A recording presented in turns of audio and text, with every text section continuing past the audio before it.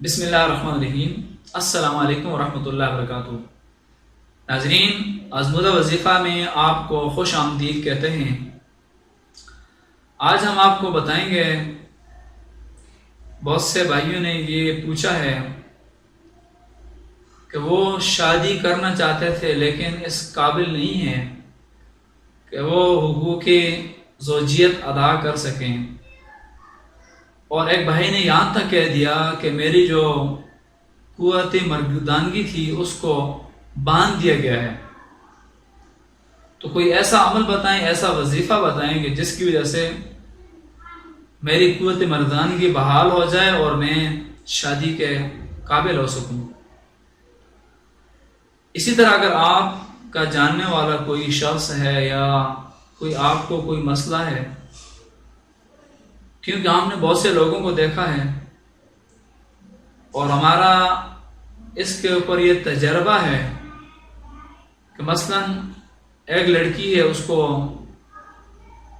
دو لڑکے پسند کرتے ہیں، یا پھر ایک بندہ ہے، ایک لڑکا ہے، اس کو دو تین لڑکیاں پسند کرتی ہیں، تو پھر وہ کسی ایک سے شادی کر لیتا ہے۔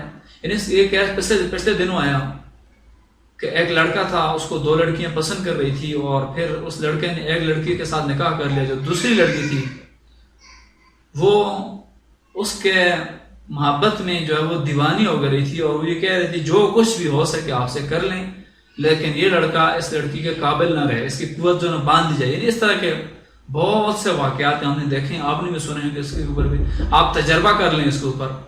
تو اسی طرح اگر آپ کے ساتھ یہی مسئلہ ہے، خدا نہ خواستہ، تو آپ ایسا کریں، سورہ مریم کو آپ پڑھ لیں اور پڑھ کر پانی کے اوپر دم کر کے پی لیں۔ اگر آپ خود نہیں پڑھ سکتے اس کو تو کسی دوسرے سے 3 دفعہ پڑھا کر پانی کے اوپر دم کریں اور اس کے پیتے رہا کریں اس کو، تو انشاءاللہ وہ جو قوت مردانگی ہے آپ کی وہ بحال ہو جائے گی، اور آپ جو ہے نا حقوق زوجیت ادا کر سکیں گے۔ خواتین حضرات، اگر آپ کو یہ ہماری نئے کاوشیں پسند آ رہی ہیں تو ہماری چینل آزمودہ وظیفہ کو سبسکرائب کیجئے اور صدقہ جاریہ سمجھ کر شیئر کیجئے۔ اللہ حافظ۔